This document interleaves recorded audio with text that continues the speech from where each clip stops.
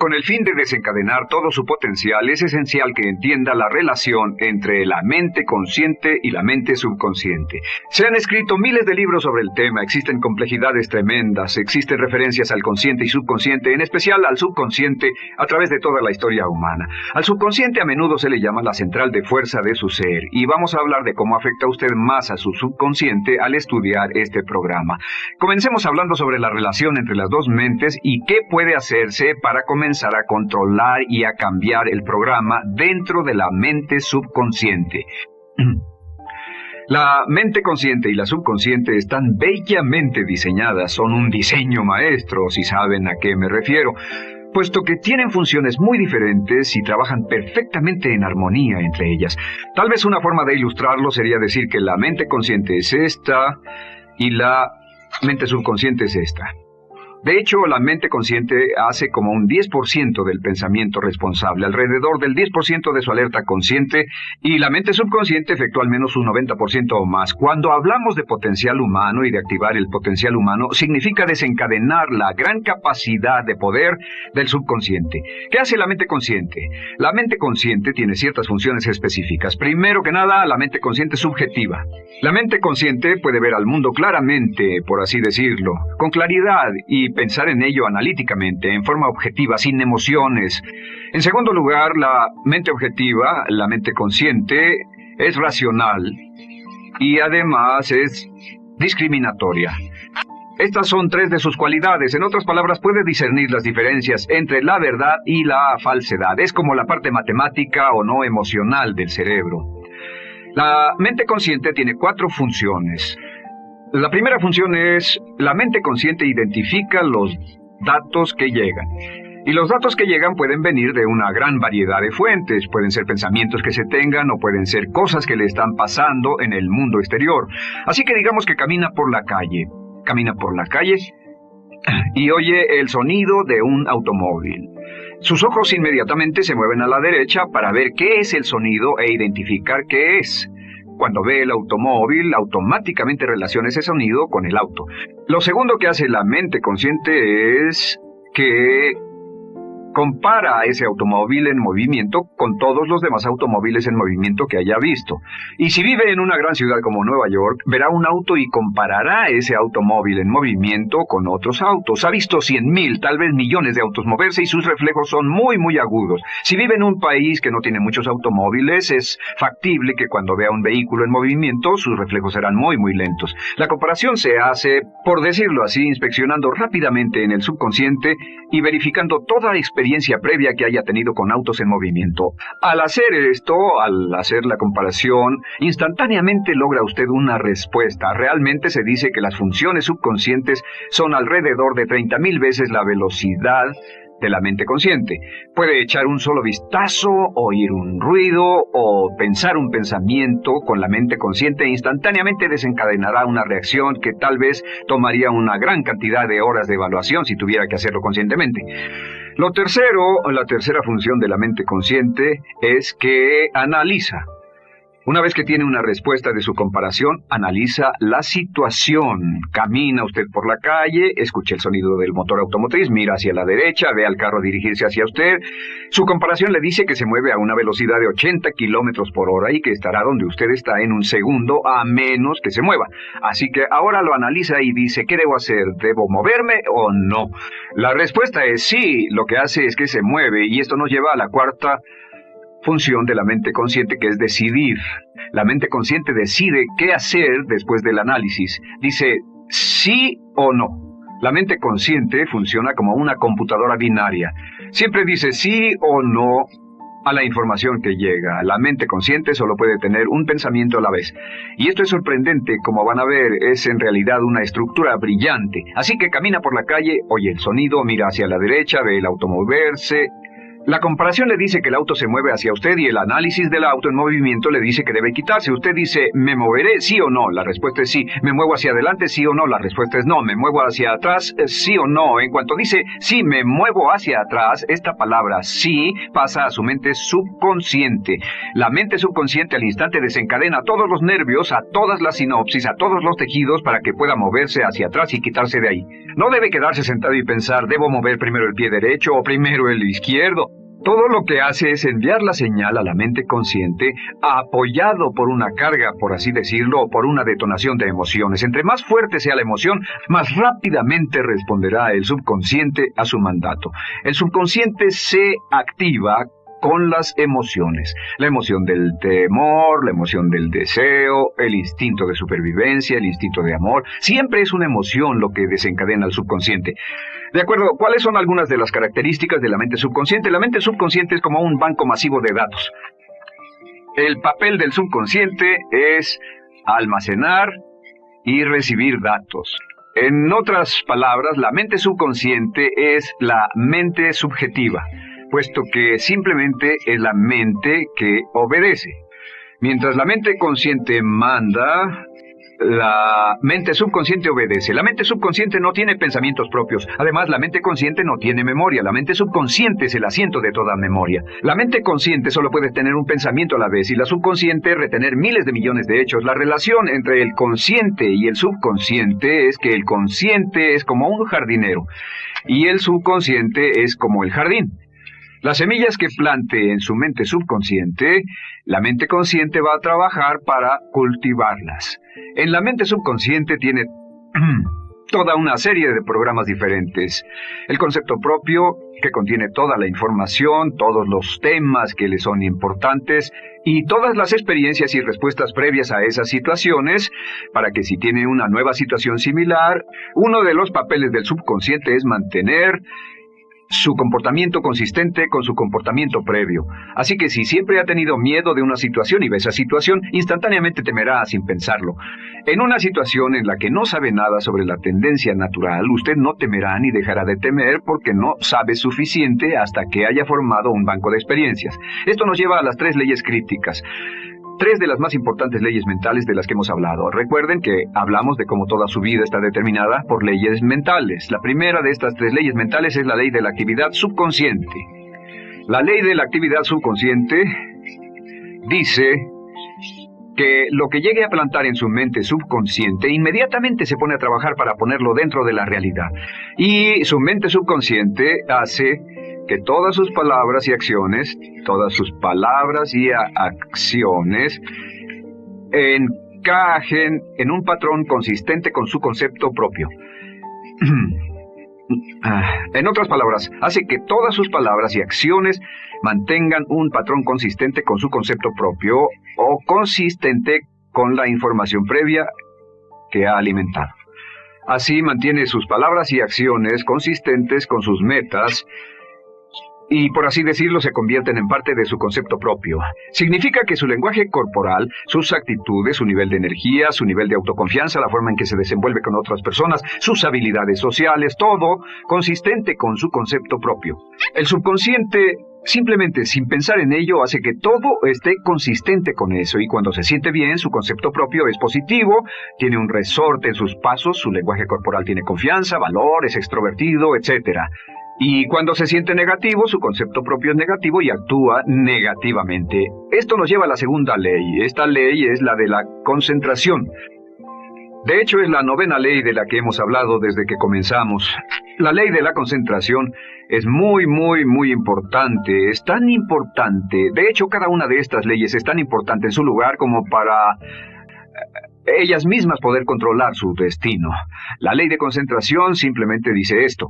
Dice que lo que coseche, crecerá. Lo que coseche, crecerá. Lo que piense usted una y otra vez, crece en realidad.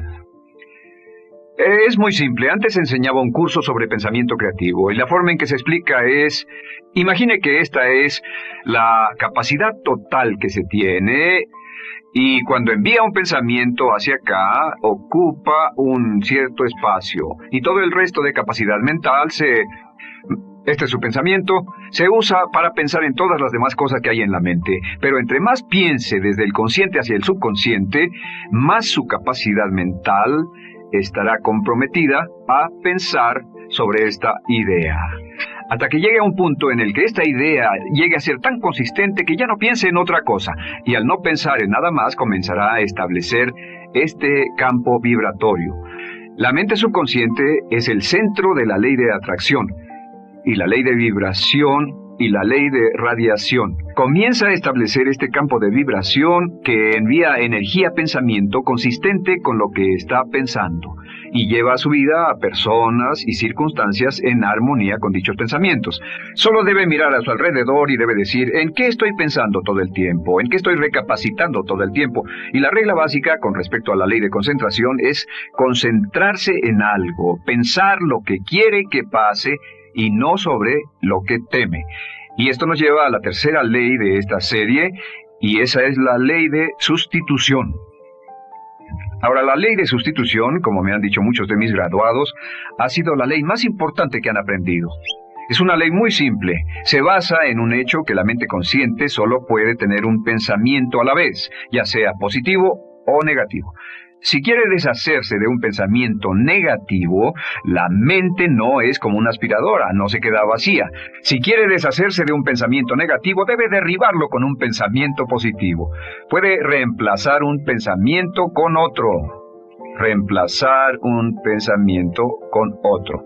Y si hace eso en forma consistente, si reemplaza cualquier pensamiento negativo, cualquier pensamiento de temor, de ansiedad, cualquier pensamiento autolimitante y expectativas negativas, cualquier cosa que lo retenga, temor al fracaso, carencias, pobreza, rechazo, pérdida de cualquier cosa, si lo reemplaza con un pensamiento de deseo, esta es la clave: temor contra deseo. Si mantiene su mente en lo que desea y la aleja de lo que no desea y hace énfasis en lo que desea, sus temores disminuyen y se hacen más pequeños al pensar en lo que desea. Eventualmente, debido a la ley de sustitución, tendrá menos y menos tiempo y menos emoción de pensar en lo que no quiere. ¿Por qué las personas tienen éxito? Simplemente por esto. En la Biblia se dice, a aquel que tiene se le dará más, y a aquel que no tiene, aquello que no tiene se le quitará. Lo que significa simplemente es esto: los ricos se hacen más ricos y los pobres más pobres, y es porque los ricos piensan en riqueza y en bienestar todo el tiempo. ¿Y en qué piensan los pobres? Los pobres piensan en carencias, pérdidas y limitaciones, peligro, temor, fracaso, todo el tiempo. Así que si quiere desencadenar su potencial, si quiere ir directo a las estrellas, debe usar la ley de sustitución y mantener la mente en lo que desea. Use la ley de concentración para luchar continuamente por los resultados que desea. Esté centrado en soluciones y no centrado en problemas, centrado en las metas y no centrado en las leyes.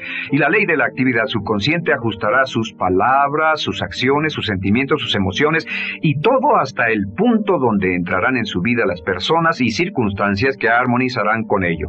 Ahora, ¿cuál es la cosa más poderosa que puede hacer? Simplemente es esto. El éxito comienza cuando se toma un control a propósito y sistemático del contenido de su mente consciente. Control a propósito y sistemático del contenido de su mente consciente. Todo vuelve a la ley de control. Hablamos de ella al principio. El control a propósito y sistemático se acepta mejor diciendo una y otra vez: me agrada mi persona. Me agrada mi persona, me agrada mi persona, me agrada mi persona. Y cuando repite me agrada mi persona, o mejor aún, me amo a mí mismo una y otra vez, lleva esto a su mente subconsciente más y más y piensa de sí mismo en términos positivos. Cada vez más desecha pensamientos de inferioridad, negatividad, temor, fracaso, rechazo, etc. Y más programa los datos previos en su computadora subconsciente, que es consistente con una alta autoestima, eficacia personal y un desempeño personal excelente. La clave hacia su éxito en la vida es usar el poder de su mente subconsciente, programarlo con sus pensamientos, palabras, imágenes, ideas y sentimientos consistentes con un alto desempeño y mantener su mente en lo que desea y lejos de lo que teme. No olvide, lo único en el mundo que puede controlar es su pensamiento. Lo único en el mundo que puede controlar son sus pensamientos conscientes. Si hace eso, todo lo demás será posible para usted. Hablando de potencial humano, ¿alguna vez se han preguntado a qué se debe la gran disparidad de resultados y desempeño entre una persona y otra? Una persona que percibe $250,000 anuales no es 10 veces más astuta ni mejor que una persona que percibe $25,000 anuales. ¿Por qué la diferencia de 10 veces sus ingresos? Y si tomamos a una persona que percibe $2,5 millones al año, ¿será esa persona 100 veces mejor, más astuta que la persona que gana $250,000? Imposible. En un estudio reciente de coeficiente intelectual probaron a 1,000 personas de una cierta población y llegaron a la conclusión de que la mejor persona entre los 1,000 solo era 2,5 veces más astuta que la persona de menor coeficiente intelectual. Solo 2,5 veces la disparidad, y tal vez eso sea con toda la población. ¿A qué supone que se debe la diferencia? Al hablar de potencial humano, llegamos a una fórmula que deduje hace algunos años. Tal vez eso lo explique un poco. La fórmula comienza con lo que llamamos AI. O sea, atributos innatos, las cualidades, la inteligencia, la habilidad, el temperamento, cosas con las que se nace que no pueden cambiarse mucho. Además de los atributos adquiridos. Estos atributos son muy importantes, son su educación, su capacitación, sus capacidades, su experiencia, conocimiento, sabiduría, etc., multiplicado por A, que su actitud es igual al potencial humano individual, o al desempeño humano individual o resultados individuales humanos. Ahora, de estos tres, los atributos innatos se traen desde el nacimiento. Los adquiridos pueden cambiarse, pero se necesita cierto tiempo para ello, aunque a veces cambiamos muy rápidamente. Cierta información valiosa puede cambiar dramáticamente su eficacia, pero las actitudes pueden aumentarse o disminuirse dramáticamente en segundos. Cada vez que mejoramos nuestra actitud, multiplicamos todas nuestras capacidades. Una actitud ha sido llamada acertadamente el lenguaje más importante del ser humano, la palabra más importante del idioma en el humano. Todo lo que hacemos en la vida, según un estudio en Harvard entre estudiantes ejecutivos, será en un 85% de actitudes. Un 85% de su éxito estará determinado por su actitud. Eso significa que está determinado por cuán positivo o cuánta actitud mental positiva se tenga. Las personas con actitudes mentales positivas tienden a avanzar más rápidamente, se mueven hacia la cima en organizaciones valiosas, ganan más dinero, sacan más satisfacción de la vida. Una actitud mental positiva no significa que baile por las calles y arroje flores. Solo significa que tome una actitud constructiva en general o se aproxime hacia su trabajo, su vida, sus problemas, relaciones, etc. Según el informe Cox de las empresas americanas, según la revista Success, un 85% más de todo lo que se logra se debe a la actitud. Y la pregunta es, ¿de dónde vienen las actitudes? Las actitudes vienen de las expectativas. Muy simple, ya hablamos de eso. Y una forma muy poderosa de mejorar su actitud instantáneamente es decir, aunque no lo crea, pienso que algo maravilloso va a ocurrirme hoy. Como dijimos antes, nuestras expectativas sobre los desenlaces determinan nuestra actitud. Si espera que las cosas salgan bien, tendrá una actitud positiva. Si espera que salgan mal, tendrá una actitud negativa. Y lo maravilloso es que podemos fabricar nuestras expectativas. Podemos esperar lo que deseamos. Podemos esperar cosas buenas, cosas malas, y no nos decepcionaremos. ¿De dónde surgen nuestras expectativas? Nuestras expectativas surgen de nuestras creencias y de nuestros valores. Son el centro de los factores motivacionales de nuestra personalidad, nuestras creencias, y esto nos conduce a un entendimiento del potencial humano. Significa básicamente que nuestra actitud es una expresión externa de lo que está ocurriendo internamente, y esto es consistente con las leyes mentales.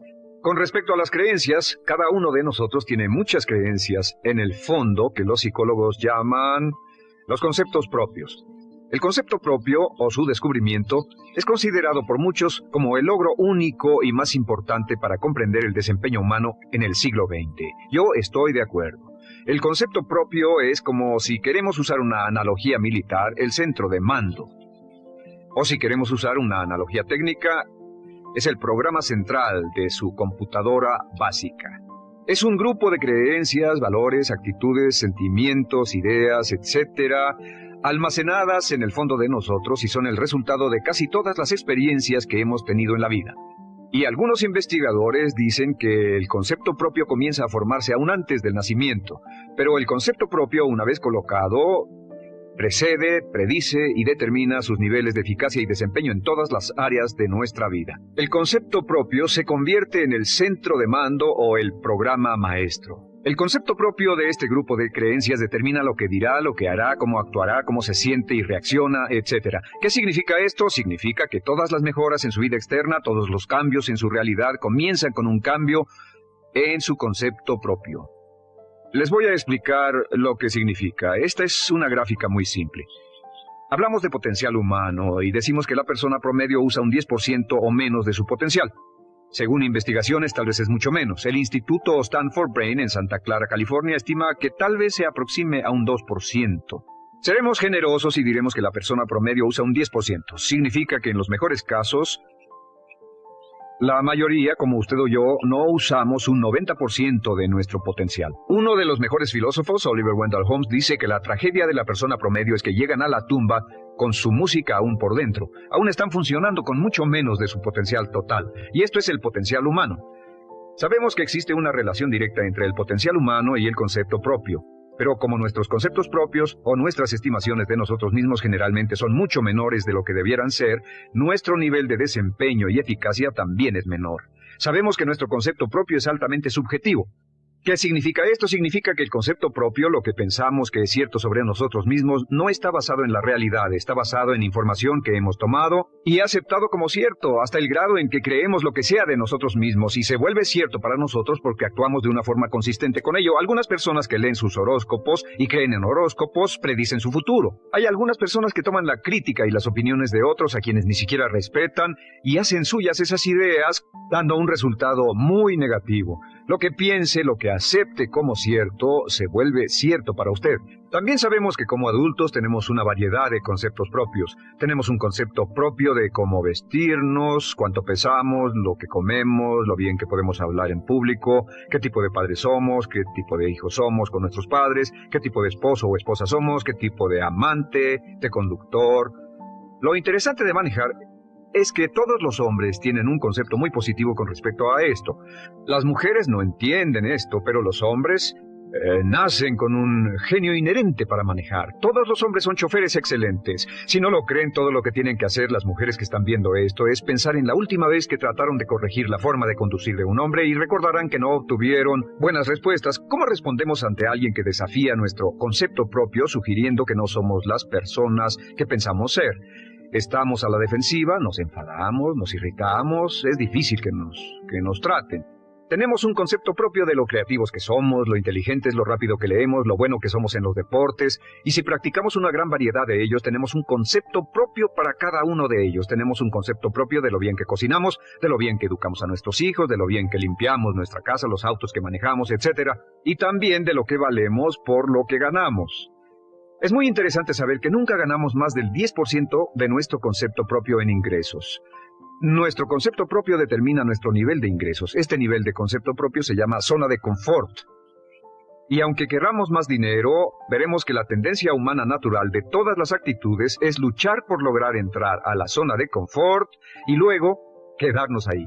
Si ganamos un 10% por encima de nuestro concepto propio de ingresos, tendremos una necesidad imperante de deshacernos de ese dinero. Lo donaremos, lo gastaremos en forma extravagante y hasta lo perderemos si recibimos demasiado. Las personas que ganan la lotería siempre están quebradas a los 2 o 3 años. Queman el dinero porque ese dinero está más allá de su concepto propio. Si gana 10% o menos de su nivel de concepto propio, se descubrirá luchando, trabajará más duro, más tiempo, pensará en forma más creativa, buscará diferentes formas para aumentar sus ingresos o sus segundos ingresos. La única forma de mejorar cualquier parte de su vida, incluyendo sus ingresos, es aumentando el nivel del concepto propio de sus ingresos, comenzando a pensar en usted como si estuviera ganando más dinero. Si quiere bajar de peso, la única forma en que podrá lograrlo es pensando en que está delgado. Piense en usted mismo como una persona más delgada. Si quiere volverse una persona más popular, más amorosa, más feliz o más sana, comience a pensar una y otra vez en esas cosas hasta que se vuelvan parte de su nuevo concepto propio. Hablaremos de eso más adelante. Es una parte esencial de la programación de su mente hacia el éxito. Su concepto propio global está determinado por el promedio de sus conceptos propios en las áreas que considere importantes. Ahora, su concepto propio está formado de 3 partes críticas. La primera parte del concepto propio es el ideal propio. El ideal propio es la persona que más desearía ser, es su idea de lo que constituye un ganador, es su visión ideal de lo mejor que puede ser usted. Nada más, una de las cosas que sabemos de las personas con éxito es que las personas con éxito tienen ideales propios muy claros, ideales claros de quién quieren ser en el futuro. Las que no tienen éxito tienen ideales muy vagos. El número 2 es la autoimagen. La autoimagen es como un retrato de cómo se ve a sí mismo y lo que piensa de sí mismo. La autoimagen es el espejo interno, es como se percibe a sí mismo ahora en su desempeño actual, en forma cotidiana. La tercera parte es su autoestima. Su autoestima es cómo se siente consigo mismo. Cómo se siente consigo mismo es la fuerza motriz, el motor, la fuerza poderosa dentro de su subconsciente. Es la fuerza de energía dentro de su concepto propio y determina casi todo lo que le pasa. La mejor definición de autoestima es cuánto se agrada a sí mismo. Cuánto se agrada a sí mismo como esposo, cuánto se agrada a sí mismo como empleado, cuánto se agrada a sí mismo como jefe, como inversionista, como orador profesional, como atleta, etc. Según se agrade a sí mismo, su nivel de autoestima, su sentimiento emocional global respecto a cualquier área de su vida, determina su desempeño y su eficacia en dicha área. Lo sorprendente es que se convierte en lo que piensa, su concepto propio es maleable, su autoestima puede formarse repitiendo una y otra vez, me agrada mi persona, me agrada mi persona, me agrada mi persona. Me agrada mi persona, me agrada mi persona, me agrada mi persona. Entre más se repita, me agrada mi persona, me agrada mi persona. Entre más lo repita una y otra vez, más crecerá su autoestima y entre más crezca su autoestima, más crecerá su concepto propio global. Cuando crezca su concepto propio global, su desempeño será mejor en todo lo demás que emprenda. Cada vez que diga, me agrada mi persona, me agrada mi persona, me agrada mi persona, me agrada mi persona, me agrada, será como bombearse psicológicamente. Todo lo que pase que haga que su autoestima suba, hará que se comporte mejor. Todo lo que haga que su autoestima baje, hará que se comporte peor, que cometa errores, que sea infeliz, etc. Un punto crítico de agradarse a sí mismo, sobre autoestima y agradarse a sí mismo, es que, número 1, nunca puede querer a nadie más de lo que se quiere a sí mismo. Que su nivel de autoestima es determinante de la calidad de relaciones que tenga con los demás. Y número 2, es que nunca puede esperar que nadie más lo quiera o respete más de lo que se respeta a sí mismo. Cuanto se agrade o se respete a sí mismo, determina sus actitudes hacia usted. Todas las escuelas de psicología actualmente están de acuerdo en el hecho de que depende de lo que usted realmente se quiera y se respete a sí mismo como un ser humano valioso e importante, tiene efecto sobre todo lo que le pase. Cuánto se agrade a sí mismo y lo que puede hacer es mejorar su autoestima diciendo me agrada mi persona, me agrada mi persona, me agrada mi persona, me agrada mi persona. Y esto nos lleva a la pregunta ¿de dónde viene el concepto de autoestima? Y descubrimos que el concepto propio es maleable, puesto que no nace con este concepto propio, no nace con ninguna idea sobre sí mismo, no nace con autoimagen ni autoestima, nace en cierto modo como potencial propio. Es la mejor forma de plantearlo. La persona promedio llega al mundo como potencial puro. Y no tiene el concepto propio de que todo lo que es ahora, todo sentimiento que tiene, toda actitud o valor, tuvo que aprenderlo en el transcurso de su vida. También sabemos que el niño llega al mundo con una necesidad imperante de amor y contacto. Y como una gran cantidad de investigaciones lo indican, necesitamos mucho amor y contacto durante toda nuestra vida, pero en especial durante nuestros años de formación, porque de niños aprendemos quiénes somos, cuánto valemos, si somos importantes, inteligentes, amorosos, chistosos. Todo esto lo aprendemos por la forma en que nuestros padres nos tratan. Si nuestros padres, nuestros parientes, tíos o tías, en especial nuestros padres, nos tratan como si fuéramos realmente importantes, crecemos pensando que somos realmente importantes, pero si nuestros padres no lo hacen, pasa algo más. Sabemos que los primeros años de vida son los más importantes para el desarrollo del concepto propio, que un niño comienza a partir de cero. El niño nace sin saber quién es él o ella. Son sumamente valiosos el primero, segundo, tercero, cuarto y quinto años de vida. Algunos psicólogos pensaban que eran los 5 primeros años, pero ahora dicen que son los 3 primeros años. En sus 3 primeros años de vida el niño aprende quién es y dicen que si se les da suficiente cantidad y buena calidad de amor en los 3 a 5 primeros años, los prepara usted de por vida. Los coloca en una base sólida de autoestima y confianza en sí mismos, valor e importancia realmente. Existe una relación directa entre la calidad y la cantidad de amor y el desarrollo de una personalidad sana. Entre más amor, amor incondicional, reciba un niño en sus años formativos, más fuerte será la base de su personalidad. El reverso de la educación es que casi todos los problemas de psicosis, neurosis, perturbaciones de la personalidad y problemas de comportamiento surgen de los problemas que se tengan con el concepto propio.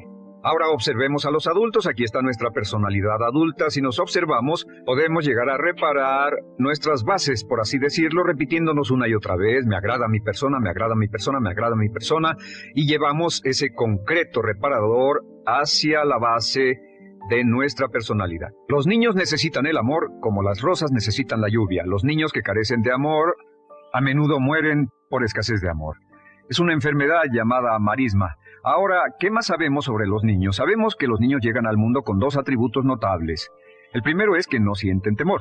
Los niños nacen sin temores. No temen a nada excepto a caerse y a los ruidos fuertes. Y esto se expresa en sus actitudes: yo puedo.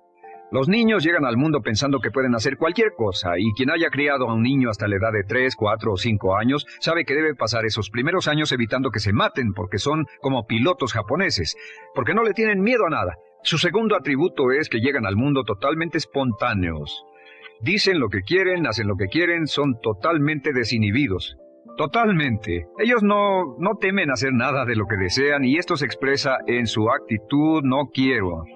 No tengo que hacerlo. Si ha tratado de controlar a un niño, lo habrá visto. Lo primero que dicen cuando comienza a darle órdenes, lo primero que aprenden es: no tengo que hacerlo.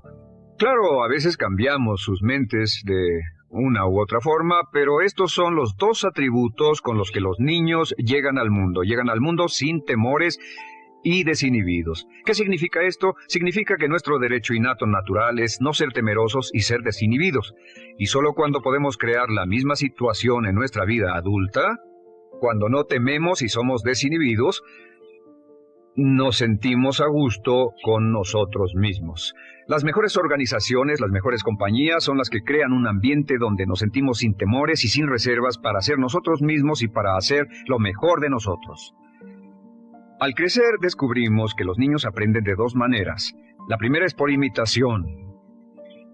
Imitan a uno o a ambos padres, en especial al padre dominante.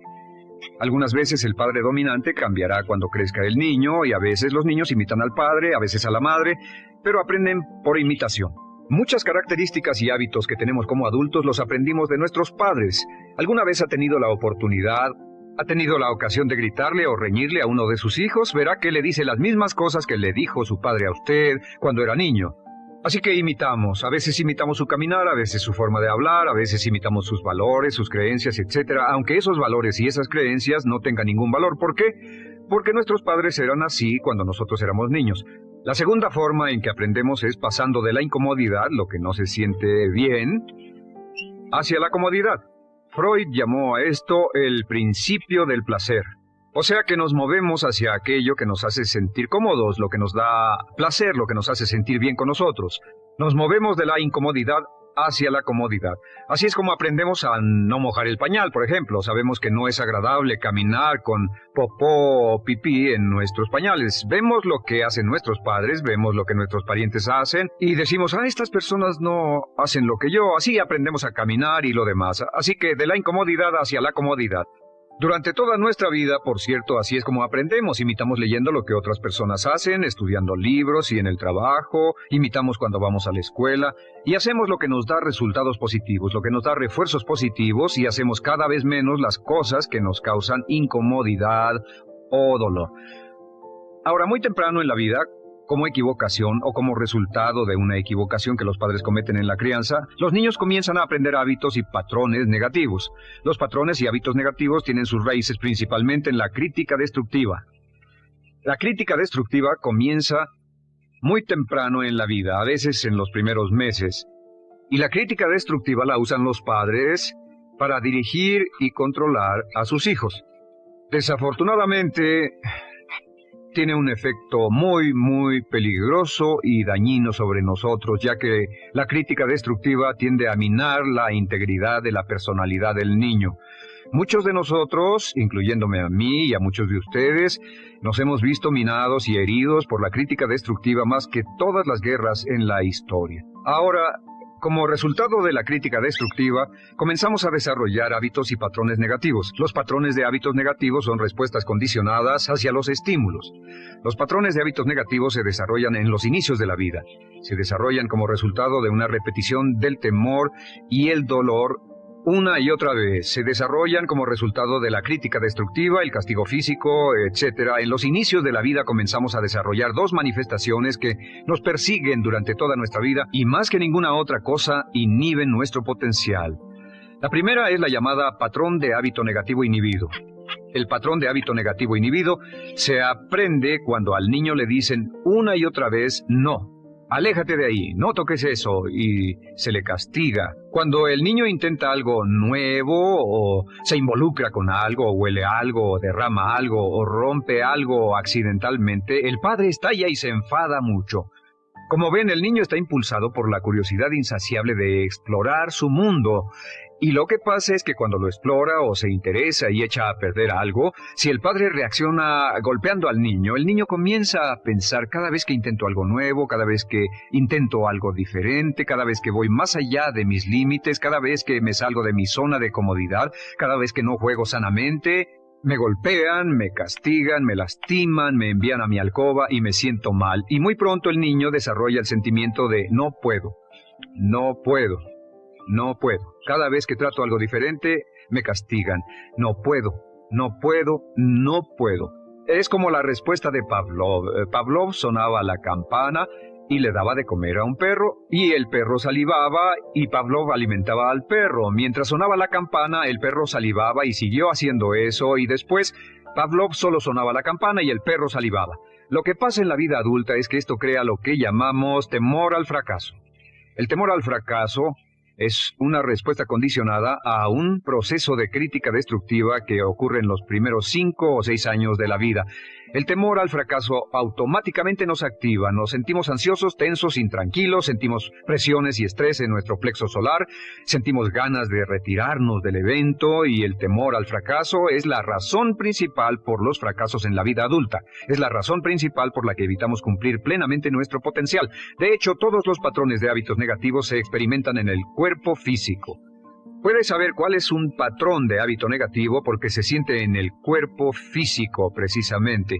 El patrón de hábito negativo inhibido, el temor al fracaso, el no puedo, ocurre primero que todo en el plexo solar.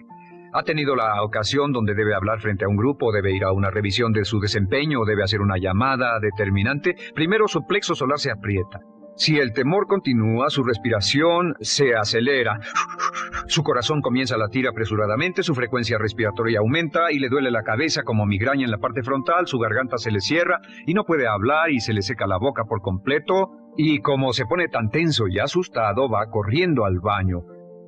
Estas son todas las manifestaciones. No hay peligro físico, pero sí peligro psicológico, una respuesta condicionada. Cuando sentimos estas cosas, la tendencia es retirarse de la situación que las ocasiona y es la razón por la que no logramos mucho si retrocedemos. Es muy importante. El segundo patrón de hábitos negativos es el compulsivo. El patrón de hábito negativo compulsivo se aprende cuando a los niños se les dice una y otra vez, más vale que lo hagas. Si no lo haces, tendrás problemas o me las pagarás. A los niños se les convierte en recipientes del amor condicionado. Los padres no intentan hacer esto, pero lo que hacen es sugerirle al niño, no te amo, por lo tanto no estás a salvo, a menos y hasta que hagas lo que yo quiero. El niño crece sintiendo, tengo que hacer lo que quiera mi mamá. Debo complacerla, debo complacer a papá, debo complacer a los demás, debo complacer a mis parientes y a veces debo complacer a mis semejantes, debo complacer a mis maestros, debo complacer a todo el mundo y crecen con esto, debo. No puedo hacer lo que quiero hacer, debo hacer lo que complace a las demás personas. Este patrón de hábito negativo muy temprano en la vida se traduce en el temor al rechazo. El temor al rechazo lo experimentan los hombres como adultos como un comportamiento tipo A. Hablaremos del comportamiento tipo A posteriormente. El comportamiento tipo A es una necesidad compulsiva o excesivamente compulsiva de complacer de algún modo a alguien sin normas de comportamiento, prácticamente sin pensarlo. El temor al rechazo nos impulsa, nos hace muy sensibles a las necesidades de los demás. Hacemos cosas que otras personas quieren, no hacemos lo que nosotros queremos. Siempre estamos tratando de complacer a los demás, tenemos preocupaciones o nos importan las opiniones, sentimientos y actitudes de otros hasta el punto donde ocultamos nuestras necesidades. El temor al rechazo se siente en la columna del cuerpo. Se divide el cuerpo a la mitad y se siente hacia abajo en la mitad posterior del cuerpo. El primer lugar donde comienza a sentirse el temor al rechazo es generalmente en los hombros y el cuello. Nos sentimos entumidos, duros, tensos. Cuando tenemos mucho que hacer sentiremos un estrés tremendo en la columna. Los músculos se estiran en la parte posterior. A veces se manifestará como flebitis y venas varicosas y a menudo nos darán dolores de cabeza en la parte posterior de esta porque las arterias carótidas que llevan la sangre hasta la cabeza, los músculos a su alrededor se contraen y la cantidad de sangre que fluye hacia la cabeza fluye más lentamente y se siente un terrible dolor de cabeza en la parte posterior. Estos dos temores, los patrones de hábitos negativos compulsivos, el compulsivo y el inhibitorio, son resultado de la crítica destructiva, el gran destructor de la personalidad que nos persigue durante toda la vida. Y lo maravilloso de todo esto es que como son patrones de hábitos aprendidos, podemos olvidarlos. Podemos acabar con el temor al fracaso que nos detiene. Podemos acabar con el temor al rechazo que hace que hagamos cosas que complacen a los demás en vez de complacernos a nosotros, trabajando con nuestra propia autoestima. Porque existe una relación inversa entre la autoestima y el patrón de hábitos negativos. Porque entre más se agrade a sí mismo, menos teme al fracaso. Entre más se agrade a sí mismo, menos teme al rechazo. Entre más se agrade a sí mismo, menos temerá a cualquier cosa. Y si sigue repitiendo, me agrada mi persona, me agrada mi persona, me agrada mi persona una y otra vez, si sigue diciendo esto, con el tiempo su autoestima sube más y más y más y más y sus temores desde luego bajan. Cuando su autoestima sube, sus temores van en dirección opuesta. Ahora, ¿cómo enfrentar la crítica destructiva si debe criticar a otras personas? Pues eso es muy simple. Muchos padres nos han preguntado eso. ¿Cómo se controla a los niños? Una de las claves para controlar a los niños es dirigirlos para que hagan algo constructivo en lugar de hacer algo destructivo. Otra cosa que debe recordarse es que lo que quiere hacer es que quiere dar una crítica informativa, crítica constructiva, lo que significa que se les dice a los niños lo que pueden hacer o a los adultos lo que pueden hacer mejor. Todo el propósito de dar retroalimentación de cualquier tipo es mejorar el desempeño. Si es padre o si es jefe o si es una persona en una relación, si una persona está haciendo algo malo o inadecuado, todo el propósito de darles cualquier tipo de retroalimentación es para que puedan hacerlo mejor. Sin embargo, existe una relación directa entre la autoestima y la crítica destructiva. Cada vez que se critica a una persona, su autoestima baja. Y cada vez que su autoestima baja, su habilidad para desempeñarse baja. Si critica a una persona en forma destructiva demasiado tiempo, llegará a un punto donde no intentarán nada. Se convierte en lo que llamamos hipersensible. Un adulto hipersensible es aquel que no puede aceptar críticas de nadie. Un adulto hipersensible es una persona que está muy tensa, ansiosa, si siquiera sugiere que no está haciendo lo correcto. Si trata con un adulto hipersensible, la clave es sentarlo y recordar 4 cosas. Número 1, comenzar con alabanzas. Número 2, proteja la autoestima de la persona a toda costa. Número 3, discuta el desempeño y no a la persona. Hable del comportamiento más que de la persona. Y número 4 es enfocarse hacia el futuro en vez de en el pasado. Enfóquese hacia lo que va a hacerse en forma diferente en el futuro en vez de lo que pasó en el pasado. ¿Por qué? Una razón muy simple, porque una persona no puede controlar el pasado. Al no poder controlar el pasado, cualquier crítica de lo que han hecho en el pasado les da un estrés tremendo y frustración. Así que, en resumen, la clave del éxito en la vida es una actitud mental positiva. Una actitud mental positiva se basa en expectativas de éxito, de una serie de expectativas positivas. Esa serie de expectativas positivas se basa en sus creencias y en su concepto de sí mismo. El centro de su concepto propio que determina su eficacia en la vida es su autoestima, y su autoestima se mide por cuanto se valore a sí mismo. Las dos cosas que nos frenan más que nada son el temor al fracaso y el temor al rechazo.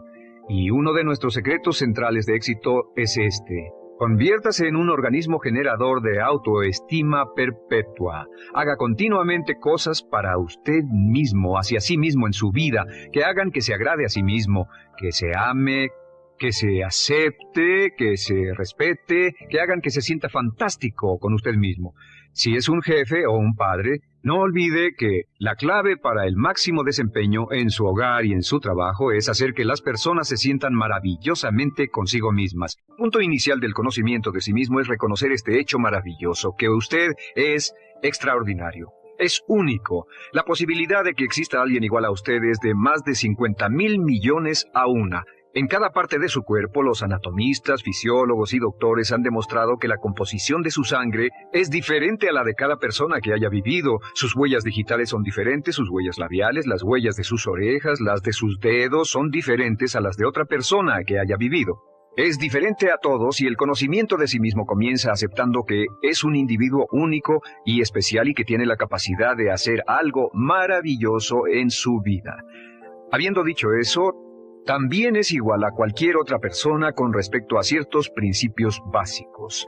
Durante toda la historia de la humanidad, los hombres y mujeres más inteligentes que han vivido han buscado respuestas a la cuestión del dilema humano. ¿Qué pueden hacer las personas para cambiar la calidad de su vida, sus relaciones y además sus resultados? Los grandes filósofos, los grandes metafísicos, los grandes eruditos han pensado en esto a veces durante toda su vida. En nuestro siglo, conozco a hombres y mujeres que han pasado 10, 20, 30, 40 y hasta 50 años estudiando el éxito y los logros para averiguar qué reglas y principios generales podemos seguir para tener más éxito. Lo primero con lo que debemos comenzar la base de todo este curso, llamado la psicología del logro, es esta, que somos unas criaturas mentales. Lo único que nos hace realmente únicos es nuestra mente. Todo lo demás es similar, como decía el dramaturgo Eugene O'Neill, a un cerdo o un caballo. Su mente es lo que lo hace único, su cuerpo solamente transporta su mente. Y así como la electricidad trabaja con las leyes de la electricidad, la física con las leyes de la física, la naturaleza con las leyes de la naturaleza, existen ciertas leyes mentales que determinan todo lo que le pasa a usted. Estas leyes mentales son tan inexorables como las leyes de la gravedad. Funcionan un 100% del tiempo y cada éxito que se tiene en la vida viene de vivir la vida en armonía con las leyes mentales básicas. Y todos los problemas o dificultades que se han tenido en la vida vienen de vivir la vida sin armonía con estas leyes básicas. Las leyes mentales funcionan un 100% de las veces, al igual que la gravedad funciona un 100%. Lo que significa es que si se lanza de un edificio de 10 pisos en la ciudad donde viva, ya sea Londres, Inglaterra o en Lima, Perú, va a caer justo en el piso, ya sea que sepa sobre gravedad, que crea en la gravedad, que esté de acuerdo con la gravedad, o le sea conveniente o no la gravedad, de todos modos va a trabajar sobre usted. Las leyes mentales son exactamente iguales. En este curso le voy a presentar unas 20 leyes mentales, algunas de las cuales son más importantes que otras, pero todas ellas son críticas para que las entienda. Comencemos con la primera ley mental. La primera ley, por cierto, han sido escritas y estudiadas siglo tras siglo y muchas de ellas han sido probadas por importantes universidades, institutos de investigación y laboratorios en los últimos años y se encontró que eran tan ciertas como siempre se había imaginado. La primera ley es lo que llamamos la ley del control. Esta ley es muy simple, es una ley básica y la veremos una y otra vez. Simplemente dice que uno se siente bien consigo mismo, positivo de sí mismo, hasta el grado en que se siente que está en control de su propia vida. O se siente negativo consigo mismo hasta el grado que siente que no está controlando su vida.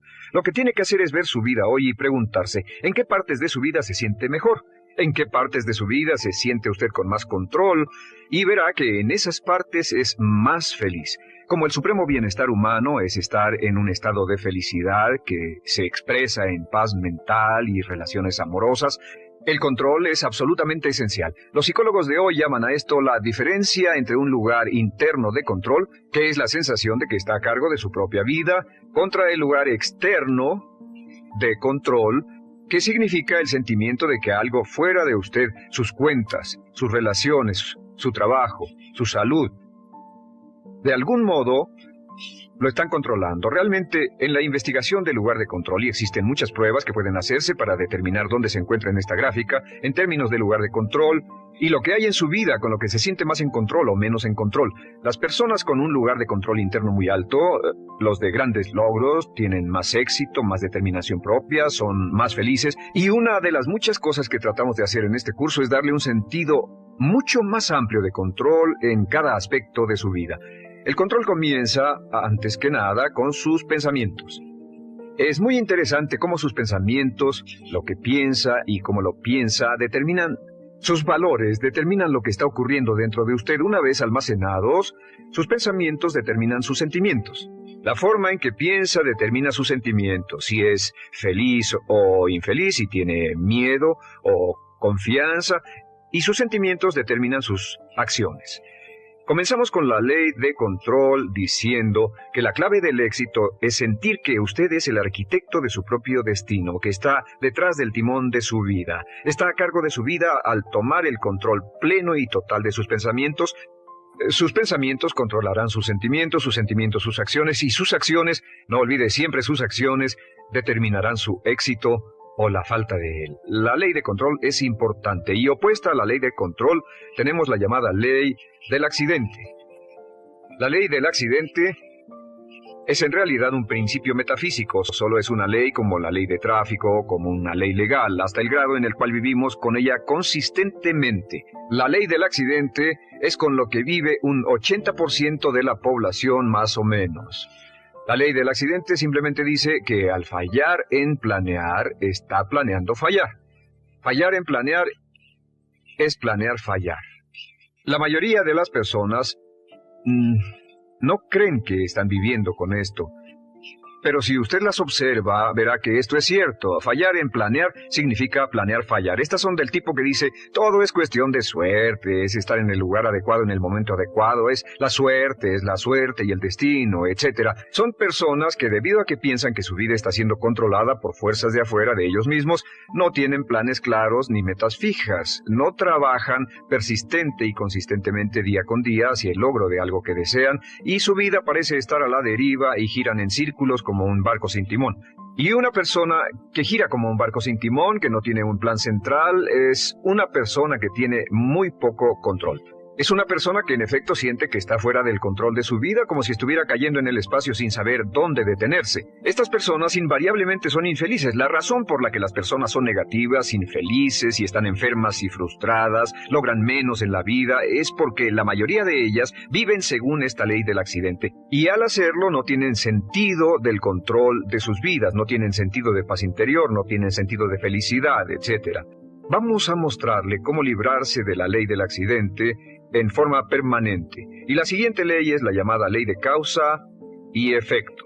La ley de causa y efecto dice que para cada efecto en la vida existe una causa específica. Todo lo que pasa en el universo pasa por una razón, nada pasa por accidente. Los fracasos no ocurren por accidente, los éxitos no ocurren por accidente, la felicidad o falta de ella son resultado de causa y efecto en nuestras relaciones. Si quiere tener un efecto en su vida del que desee tener más éxito, más dinero, más felicidad, mejor salud, retroceda hasta la causa y entonces refuerce esa causa. Y si quiere tener menos de algo, menos problemas, menos dificultades, etc., regrese y revise cuál es la causa. Todos los progresos en la vida y en la sociedad humana se generan de identificar las causas de lo que queramos tener más o menos y cambiar las causas. Ahora, la ley de causa y efecto es, por supuesto, la ley de acero del universo. Esta es la ley a la que podemos volver una y otra vez, y muchas de nuestras leyes son paráfrasis de la ley de acero. También se le llama la ley de sembrar y cosechar. Lo que se siembra se cosecha. Pero la ley de acero, la ley de causa y efecto, nos da un sentido completo de control. Si creemos que existe una relación de causa y efecto, que todo pasa por una razón, entonces tenemos una tremenda sensación de control en nuestra vida y podemos identificar las causas y duplicarlas. Podemos hacer de nuestras vidas lo que queramos. La aplicación más importante de la ley de causa y efecto es esta, que los pensamientos son causas y que las condiciones son efectos. Los pensamientos son causas y las condiciones simples efectos. El El punto inicial de todos sus pensamientos sobre algo, sus pensamientos sobre su trabajo, sobre una relación, sobre su salud, sobre su futuro, sus pensamientos se vuelven agentes causales y las condiciones se vuelven efectos. Si desea cambiar cualquiera de las condiciones de su vida, debe cambiar los pensamientos que reciben dichas condiciones, debe cambiar lo que está ocurriendo en su mente. Ahora, lo sorprendente es que solo hay una cosa en todo el universo sobre lo que tiene un control total, y eso es sus pensamientos. Si toma un control total y pleno de sus pensamientos y los mantiene junto con todo lo que desea de un modo positivo, entonces sus efectos se ocuparán de sí mismos con la inevitabilidad de una ley de la naturaleza. La siguiente ley es la llamada ley de la creencia. Esta ley solo dice que crea en lo que crea con fuerza, y esa es la clave, con fuerza, entre más emoción ponga en su creencia, se volverá realidad. Se volverá su realidad porque usted siempre actuará de un modo consistente con sus creencias. De hecho, toda su realidad ahora es su imagen, toda su imagen externa de sus creencias más añoradas. Si cree usted en algo positivo o si cree en algo negativo, como dice Henry Ford, si cree que puede hacer algo o cree que no puede hacerlo, tiene razón. Nuestras creencias forman nuestras realidades. Hasta el grado en que creamos que algo sea verdad, nuestras creencias actuarán como una pantalla. Filtran cualquier información que sea inconsistente con nuestras creencias. Tenemos un deseo profundo dentro de nosotros de permanecer consistentes y siempre estamos tratando de ver nuestro mundo, de racionalizarlo, de interpretarlo para que sea consistente con lo que ya hemos decidido creer. Desarrollamos lo que se llama escatomas. Escatoma es una palabra que en psicología significa que desarrollamos puntos débiles. No vemos las oportunidades, estamos convencidos de que no existen. No vemos las posibilidades de éxito si no creemos que el éxito será posible para nosotros. Sin embargo, si comenzamos a cambiar nuestras creencias, cambiamos nuestra realidad. Les daré un ejemplo. Se cuenta la historia de un joven que venía de un pueblo del oeste. Es una historia cierta, salió en el Journal de Psicología hace un par de años. Sacó 10 en toda la secundaria y la preparatoria, y al final del último semestre escribió su prueba de aptitud para asistir a la universidad. Semanas después recibió una carta que decía, logró 98 puntos en la prueba de aptitudes y por lo tanto lo admitimos en la universidad para el otoño. Pero como no sabía mucho sobre pruebas de aptitudes, pensó que el 98 era su coeficiente intelectual. Una calificación de 98 está por debajo del promedio y como 20 puntos abajo de lo que hace falta para la universidad. Se convenció de ello y descartó toda su carrera de puros 10. Estaba convencido de que no podría trabajar a nivel de universidad, pero fue al colegio en el otoño. Después del primer semestre estaba reprobando o casi reprobando todas las materias. Su consejero lo llamó y le dijo, ¿cuál es el problema? Su preparatoria fue excelente y estos cursos solo tienen un grado más de dificultad de los de su preparatoria. Tiene problemas con las chicas, con las drogas, con la adaptación. ¿Qué es lo que pasa? Y dijo, pues señor, hago lo más que puedo, no puede culparme. Saqué 98 de IQ. El consejero lo vio y le dijo, ¿de qué estás hablando? Y dijo, pues, en su carta decía que saqué 98 en la prueba de aptitudes. Y él dijo, hijo, eso no es un IQ, eso no es tu coeficiente intelectual de ninguna manera. Lo que pasa es que llegaste a un nivel más alto que el 98% de los estudiantes en el país que hicieron esa prueba. Eres uno de los chicos más brillantes en la universidad. Este joven salió y verificó los datos recibidos y descubrió que era cierto, que el 98 no era su coeficiente intelectual. Volvió a sus cursos y 2 años después estaba entre los 10 mejores estudiantes en la universidad. Iba a la cabeza en todas sus clases. Cuando cambió su realidad, cuando cambió sus creencias sobre su inteligencia, su realidad cambió de inmediato. Un punto importante respecto a esto es que todos tenemos creencias autodeterminantes. Todos creemos en que estamos limitados en cierto modo. Todos creemos que estamos limitados en inteligencia, creatividad, habilidad para hacer dinero. No puedo vender, no puedo hablar frente a un público. Creemos que no somos capaces de ser puntuales, que no tenemos habilidades mecánicas, etc. Investigaciones exhaustivas demuestran que nuestros talentos están muy bien esparcidos entre la población, que la mayoría de las limitaciones que tenemos en realidad no existen, solo existen en nuestra propia mente. Uno de los puntos iniciales de los grandes logros es comenzar a cuestionarse esas creencias autolimitantes y desecharlas y actuar como si no existieran. Y si usted actúa como si no existieran, simplemente desaparecen. Bien, la siguiente ley es la llamada ley de la expectativa.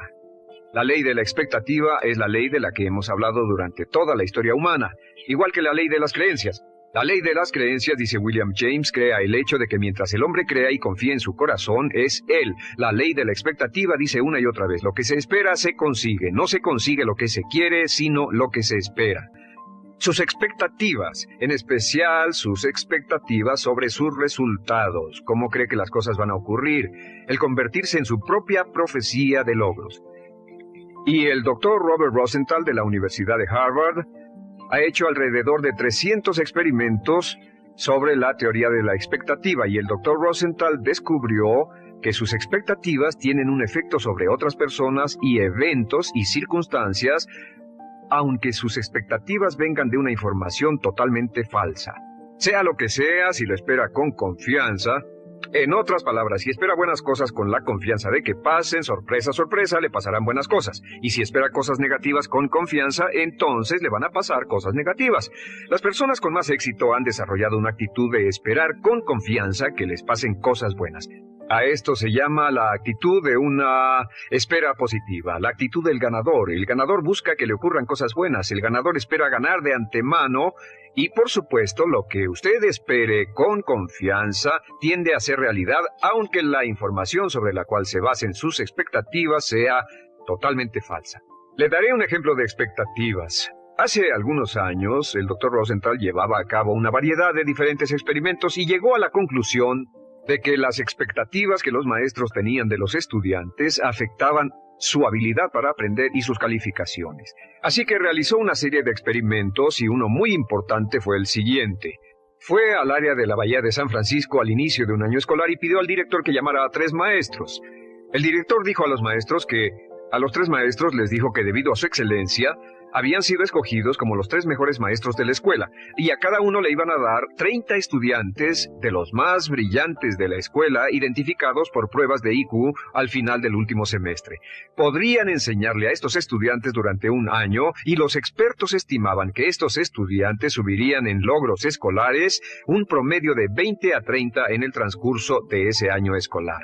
Una de las condiciones, se les dijo a los maestros, era que no debían decírselo a los estudiantes ni a sus padres. Debían seguir enseñando de la misma forma y las clases serían supervisadas para estar seguros de que enseñaban de la misma forma, pero con la diferencia de que les habían dado a 30 estudiantes brillantes ese año. Los maestros estaban encantados, emocionados, disfrutaban mucho, trabajaban duro con los estudiantes, invertían tiempo después de la escuela, se involucraron realmente mucho en la enseñanza y al final del año, ¡oh sorpresa!, las 3 clases iban a la cabeza no solo de la escuela, sino de todo el distrito en cuanto a logros académicos.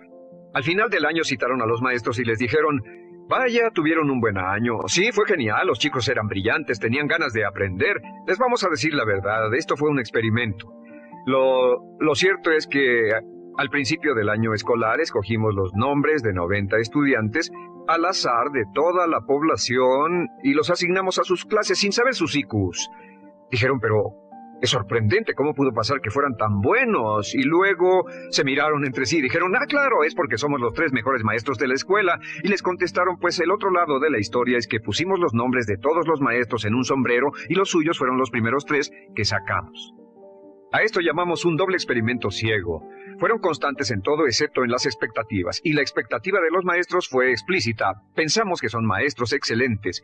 La expectativa de los maestros sobre los estudiantes fue implícita, nunca hablaron de eso. Los maestros trataron a esos estudiantes como si realmente fueran inteligentes, y los estudiantes respondieron y maduraron. Y en una de las clases, un estudiante de principios de año al final aumentó 25 puntos de IQ. En experimentos subsecuentes, un estudiante brincó hasta 27 puntos de IQ, lo que prueba que los maestros con grandes esperanzas hacen que salga la inteligencia en los estudiantes que no saben que la tienen. Marva Collins, la famosa maestra de Chicago, descubrió que si se trata a los estudiantes como si fueran inteligentes y se trabaja con ellos como si realmente fueran brillantes, simplemente nos sorprenden en términos de logros académicos. Ahora, esto nos lleva al papel crítico de las expectativas en nuestra vida. La primera parte de las esperanzas, la número 1, y donde las expectativas le afectan, las expectativas de sus padres.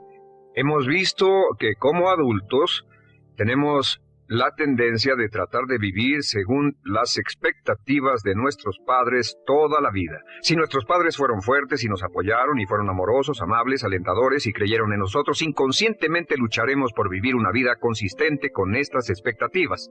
Si nuestros padres fueron críticos y condenadores, quejumbrosos y estaban descontentos con nosotros, etc., veremos que toda nuestra vida tenemos la tendencia de menospreciarnos. Así que estén alertas. ¿Cuáles eran las expectativas de sus padres? ¿Positivas, negativas, alentadoras, desalentadoras? ¿Y cuánto están afectándole ahora?